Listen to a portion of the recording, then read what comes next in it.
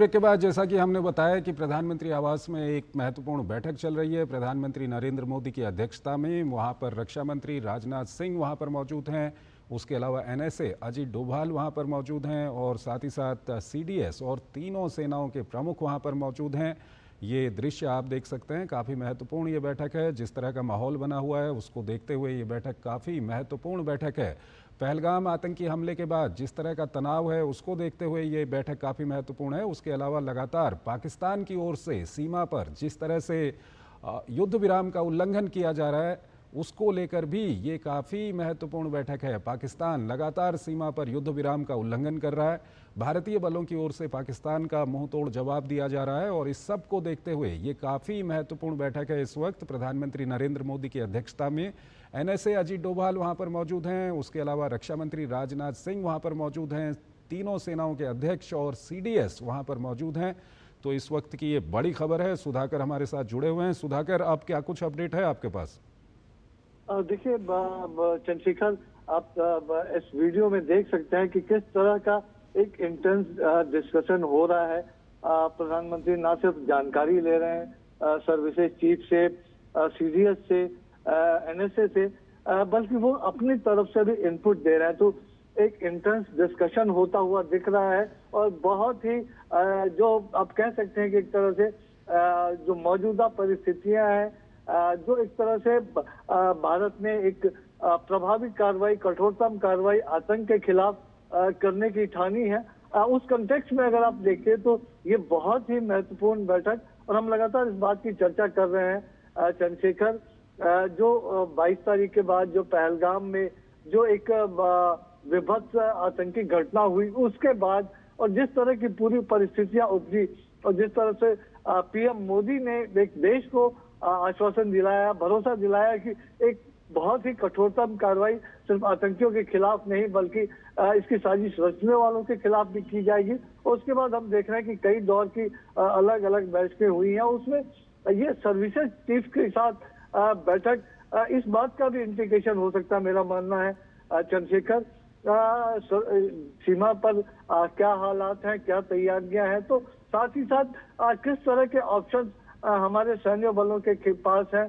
खासतौर से आतंक पर एक बड़ी चोट, बड़ा प्रहार करना है, तो उसमें किस तरह से के ऑप्शंस हैं तीनों सेनाओं के पास अलग अलग। और एक एकीकृत कमान के तौर पर आप देखिए, चीफ ऑफ डिफेंस स्टाफ है, एनएसए है, तो एकजुट होकर किस तरह की कार्रवाई आतंक के खिलाफ हो सकती है, चाहे आतंकी सीमा पार ही क्यों ना हो। तो मुझे लगता है कि प्रधानमंत्री नरेंद्र मोदी जरूर सर्विसेज चीफ से इस बारे में भी जानकारी लेना चाहेंगे, इस बारे में भी जानकारी ले रहे होंगे इस महत्वपूर्ण बैठक में। और हम तस्वीरों में देख रहे हैं कि किस तरह से लगातार वो बातचीत कर रहे हैं। जो चीफ्स हैं उनकी तरफ से ब्रीफिंग दी जा रही है, एनएसए की तरफ से ब्रीफिंग दी जा रही है। तो बहुत महत्वपूर्ण तस्वीरें, और ये एक तरह से प्रभावी बैठक एक रणनीतिक लिहाज से आने वाले समय में, जिसके बारे में हमें हो सकता है और भी जानकारियां मिले अधिकारियों के हवाले से, तो आ सकती है। जी चंद्रशेखर। सुधाकर, जिस तरह से हम देख रहे हैं कि कल की जो पिछली रात थी वो लगातार 5वीं रात थी जब एलओसी पर लगातार पाकिस्तान की ओर से युद्ध विराम का उल्लंघन वहां पर किया जा रहा है, वहां पर फायरिंग की जा रही है। कुपवाड़ा सेक्टर की बात करें या बारामूला सेक्टर की बात करें और दूसरे सेक्टरों की बात करें, तो उसको देखते हुए भी हालांकि जो भारतीय सुरक्षा बल हैं वो मुंह तोड़ जवाब दे रहे हैं पाकिस्तान को, लेकिन उसको देखते हुए ये उच्च स्तर पर ये बैठक काफ़ी महत्वपूर्ण हो जाती है। सुधाकर, बहुत महत्वपूर्ण हो जाती है चंद्रशेखर। और आप देखिए एक पूरी ब्रीफिंग, क्योंकि देखिए भारत की जो कार्रवाई होने वाली है, जो मोदी सरकार को करीब से जानते हैं, जो प्रधानमंत्री नरेंद्र मोदी का जो जिन्होंने उनका नेतृत्व देखा है बीते 10 वर्षों में, और खासतौर से आतंक के मोर्चे पर। और हम जब भारत ये बात कहता है कि दुनिया के किसी भी हिस्से में छिपाओ, हम देखें कि 26/11 के जो असली मास्टरमाइंड था उसका किस तरह से भारत ने प्रत्यर्पण किया। तहव्वुर राणा का एक मुश्किल काम एक वक्त माना जाता था, लेकिन उस भारत उसको लेकर आया। तो ये जो आश्वासन जब पीएम मोदी ने दिया है, तो उस आश्वासन पर किस तरह से आगे बढ़ना है। देखिए, देश सुरक्षित है, सीमाओं पर जो इस तरह की अनप्रोवोक्ड फायरिंग पाकिस्तान की तरफ से हुई है। जरूर हमारी आर्मी ने, हमारे सीडीएस ने पीएम मोदी को ब्रीफ किया होगा कि इससे हम निपटने में सक्षम है और प्रभावी तरीके से इसे निपटा भी जा रहा है। लेकिन एक रणनीतिक फैसले पर पहुंचना है।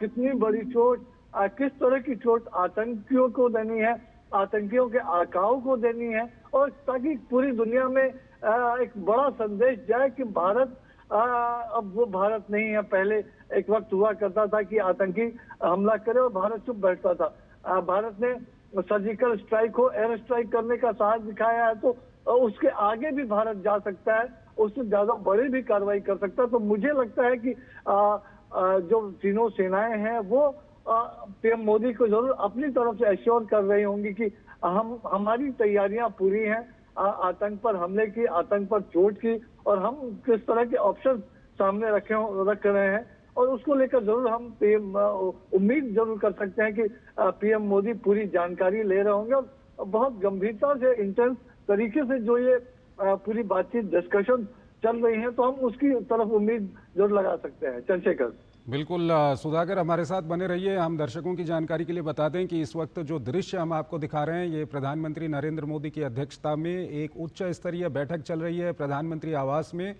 जहां पर रक्षा मंत्री राजनाथ सिंह मौजूद हैं, जहां पर राष्ट्रीय सुरक्षा सलाहकार अजीत डोभाल मौजूद हैं, उसके अलावा सीडीएस वहां पर मौजूद हैं, तीनों सेनाओं के प्रमुख वहां पर मौजूद हैं। तो काफ़ी महत्वपूर्ण ये बैठक हो जाती है।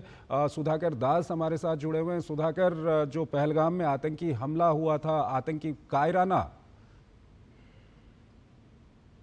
कायराना आतंकी हमला जो वहां पर हुआ था सुधाकर पहलगाम में, उस आतंकी हमले की तह तक जाने के लिए एनआईए एक और जांच कर रही है, और वहीं दूसरी ओर भारत की ओर से लगातार, चाहे वो पाकिस्तान का झूठा प्रोपेगेंडा हो, उसकी हवा निकाली जा रही है। कई सारे पाकिस्तान के यूट्यूब चैनल बंद कर दिए गए हैं।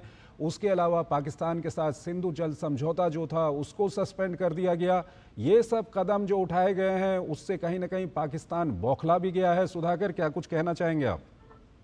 देखिए, भारत ने बिल्कुल साफ कर दिया है चंद्रशेखर कि ये एक तरह से बिल्कुल बर्दाश्त करने के लायक नहीं है। और देखिए किस तरह की वहाँ घटना हुई थी, परिवारों के सामने आतंकियों ने किस तरह से नाम पूछकर, धर्म पूछकर किस तरह से एक नृशंस हत्या की थी। उसके बाद देश का जो गुस्सा था, देश का जो आक्रोश था, उस सेंटिमेंट को पीएम मोदी ने शेयर किया। हम जानते हैं कि जांच काफी आगे बढ़ी है, कई लोग हिरासत में है, 100 से ज्यादा ओवरग्राउंड वर्कर को हिरासत में लिया गया। ऐसे लोगों की पहचान की गई है जो इन आतंकियों की मदद के लिए आए थे।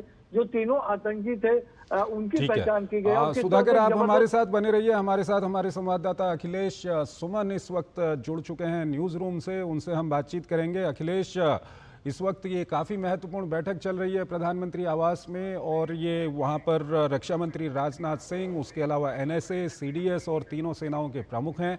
अखिलेश, हम आपसे जानना चाहेंगे कि जिस तरह से भारत हर मोर्चे पर, चाहे वो आतंकवादी, कायराना आतंकवादी घटना की जांच हो, उसके लिए एनआईए जांच कर रही है, उसके अलावा क्या कुछ कदम उठाने हैं डिप्लोमेटिकली, वो कदम उठाए गए हैं। संयुक्त राष्ट्र में किस तरह से पाकिस्तान को घेरना है वो वहाँ पर किया गया है।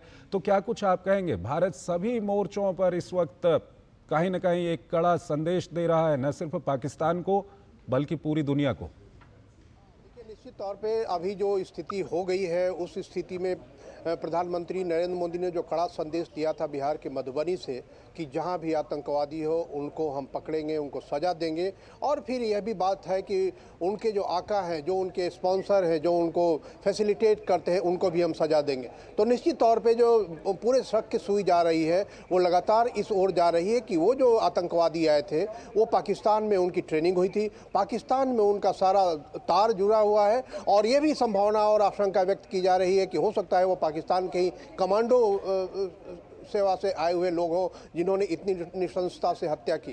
तो निश्चित तौर पे जो भारत का जो रुख है कि अब और बर्दाश्त नहीं करेंगे और अब आगे किसी और ऐसी घटना को अंजाम नहीं होने देंगे, इसके लिए बहुत ही कड़े कदम उठाने की ज़रूरत है। और इसीलिए राजनयिक तौर पे आपने देखा कि डोनाल्ड ट्रंप से लेकर और जो मिस्र के राष्ट्रपति हैं उन सारे तक, मैंने ऐसे ऐसे देश जो कि बहुत पिछड़े देश है, ऐसे ऐसे देश जो विकासशील देश है और ऐसे देश जो विकसित देश है, उन सारे देशों ने यह कहा, आतंकवाद की भर्त्सना की और यह कहा कि आतंकवाद के खिलाफ लड़ाई में हम भारत के साथ हैं। तो राजनयिक तौर पे तो पाकिस्तान का घेराव पूरी तरह कंप्लीट हो गया है। देखिए, आर्थिक तौर पे जो होता है कि हमारे यहाँ से पानी जाता है, सिंधु जल समझौता है, सिंधु जल समझौते को सस्पेंड कर दिया गया है। निश्चित तौर पे इसका एक बहुत ही कड़ा संदेश है कि हमारे यहाँ से जल जाएगा और आपके यहाँ से खून, तो ये बर्दाश्त नहीं है। तो एक तरीके से क्या है कि यह जी आर्थिक मोर्चे पे एक बड़ा हमला है पाकिस्तान की तरफ से। दूसरा, सूत्रों से यह भी खबर आ रही है कि पाकिस्तान से कई चीज़ें ऐसी होती थी जो तीसरे रास्ते से आयात होकर हमारे यहाँ आती थी। तो जैसे मान लीजिए कि पाकिस्तान की कोई चीज़ है वो सीधे भारत नहीं आएगी, वो दुबई के रास्ते आएगी या किसी और देश में जाएगी और वहाँ से फिर आएगी। तो इस पर भी प्रतिबंध लगाने की प्रक्रिया चल रही है कि पाकिस्तान का कोई भी आयात किसी भी कोने से पाकिस्तान में बनाई हुई चीज़ भारत में न हो और इस तरह से पाकिस्तान के यहाँ भी भारत में बनी हुई चीज़ कोई न जाए, ताकि पाकिस्तान का जो तुरंत की ज़रूरतें हैं उन तुरंत की ज़रूरतें न पूरी हो। तो निश्चित तौर पे एक आर्थिक नाकेबंदी जैसी स्थिति है। अटारी वाघा बॉर्डर को बंद कर दिया गया है, कश्मीर से भी जो जाने वाले रास्ते हैं वो भी सारे बंद हैं।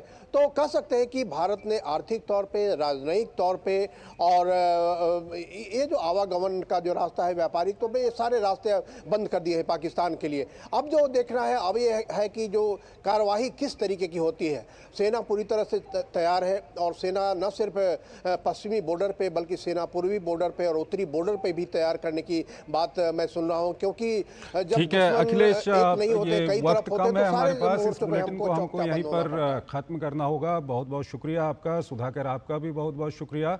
तो इस वक्त एक काफ़ी महत्वपूर्ण बैठक चल रही है प्रधानमंत्री आवास पर, उस